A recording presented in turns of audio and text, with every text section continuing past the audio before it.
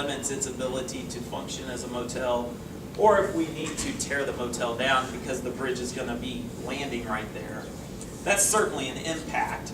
So the hotel happens to be historic, so that's something we have to take into account. Other impacts, can you think of any others? There's a couple more. Economic impact, yes. That kind of ties into the businesses, but it also can be, well, I guess it's mostly the businesses around, and the economic impact goes to what kind of new bridge are we going to put in. We have to think about our existing bridge is narrow. We want the new bridge to be able to accommodate larger vehicles that's going to haul goods and services across the bridge. So yes, we have to think about that. Any others you think of?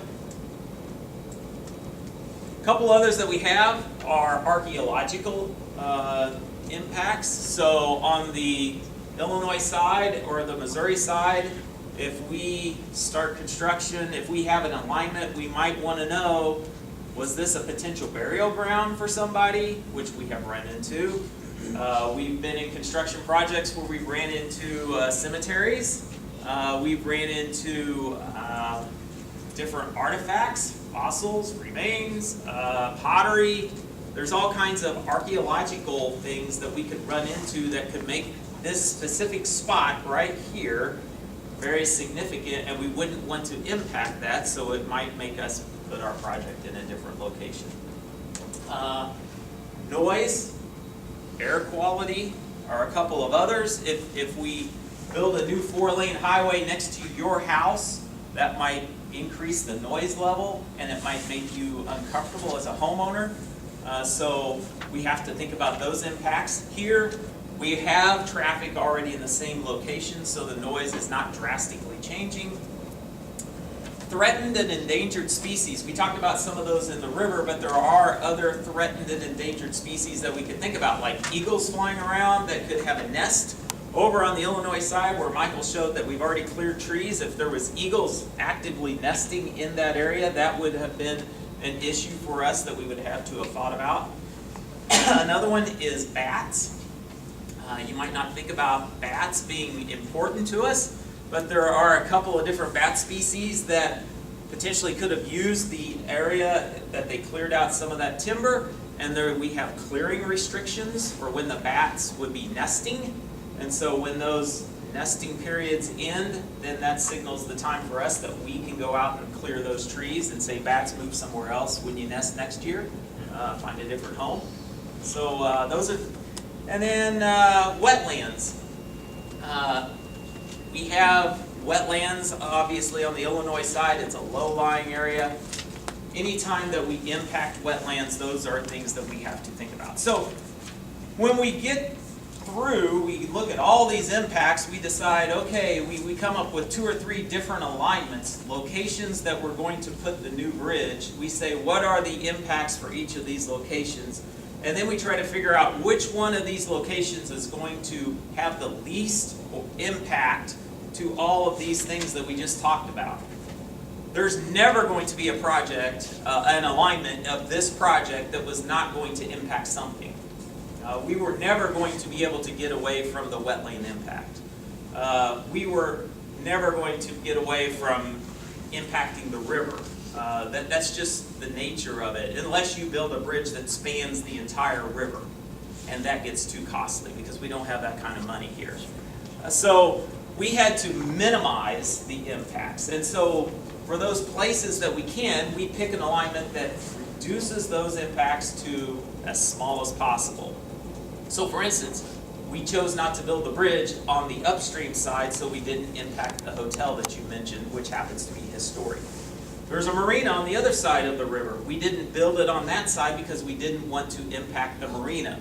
The marina is considered a recreational area, and so impacts to a recreational area, i.e. a park, for instance, is seen as very bad and negative by federal agencies, and so they ask us to kind of shy away from that. So for that reason, we ended up on the downstream or south side of the river. And we just barely offset from the existing bridge. As you can see from the pictures, we're going to sneak the bridge in right next to it. So Karen mentioned that the bridge itself is historic. And so when you have an impact, you have to do what you can to minimize. If you can't minimize the impact, meaning we're not going to leave the structure in place, we're going to tear it down because we don't have enough money to continue maintaining it. It costs us more than it's worth for us to leave it. So we're going to tear the bridge down. That's a major impact. That's not minimizing. So when we can't minimize it, we have to do what's called mitigate, which means we do things to make up for or to try to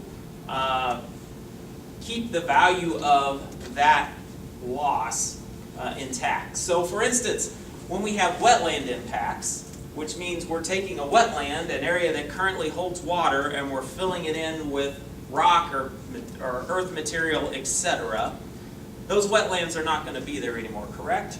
They're going to be gone. They're lost to us. So what we do is we go somewhere else and we create a wetland in that location to make up for the wetland that we lost here.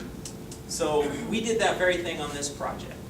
So for the bridge, we're not going to go take and move this bridge. One option is potentially to take the bridge and leave it in place and leave it for future generations to come look at. We can't do that, that's too expensive. Another option is to take the bridge and move it somewhere else where it can be somewhere else and be less expensive to maintain. Well, that's pretty unrealistic as well.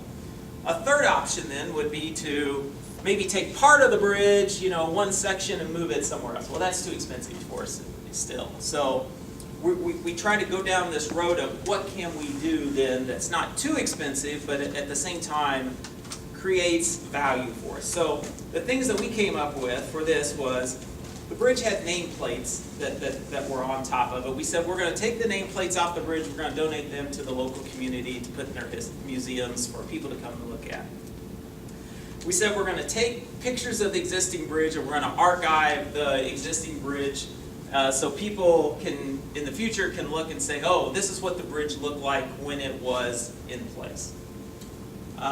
We said we're going to prepare a brochure about the bridge that can be in the local Chamber of Commerce and the Historical Museum that people can read about, a little, a brochure they can take with them and read about what the bridge really was and what it represented and how important it was to the local economy. We're going to prepare a short documentary video about the bridge where we show some, video shots. We'll interview some people, have them talk about the historical importance of the bridge, etc., how it impacted the community, what an icon it was to the city.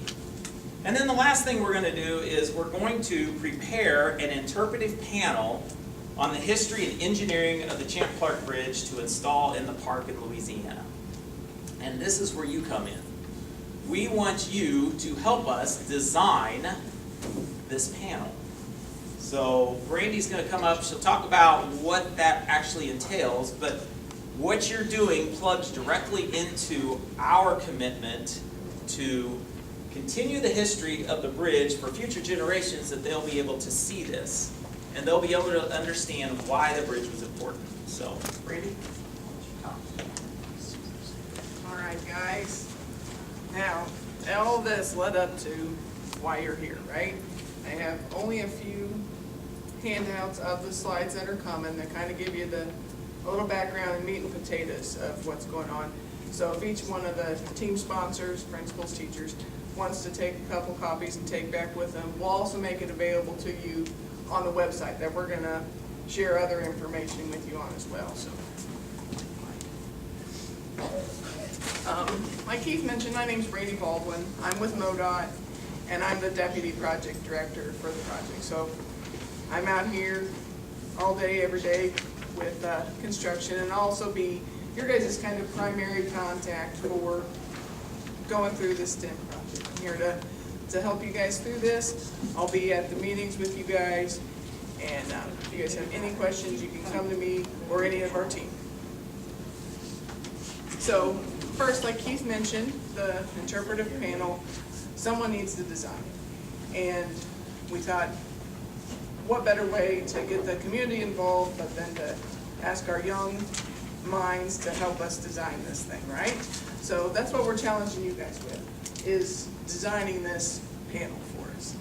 So, and we're gonna mimic it off of how we procured our project. We use a different method than what we normally do for all of our projects. Usually we design it in-house, put it out for bids, get bids back from contractors, and we take the low bid. But here we did a little bit different method called design build, where we gave them an RFP and said, this is what we want, this is how much money we have, what can you give us? And that's what we're gonna do here with you guys. We're gonna tell you, this is what we want, this is how much money we have to build it, what can you give us? So what is an RFP? What does that mean? RFP stands for Request for Proposals. In that, we're gonna ask you for certain things. We're gonna ask you, how much can you build this for? This structure you're putting together, is it constructible? Does it make sense? Can we physically do this? How can we maintain it? And how's it gonna capture the history? The history part of this, we want your input on, absolutely. The final version of that, we will take what you guys give us and have to kind of rework. There's certain parameters that we'll have to do, and that'll have to come from Karen's department. But what the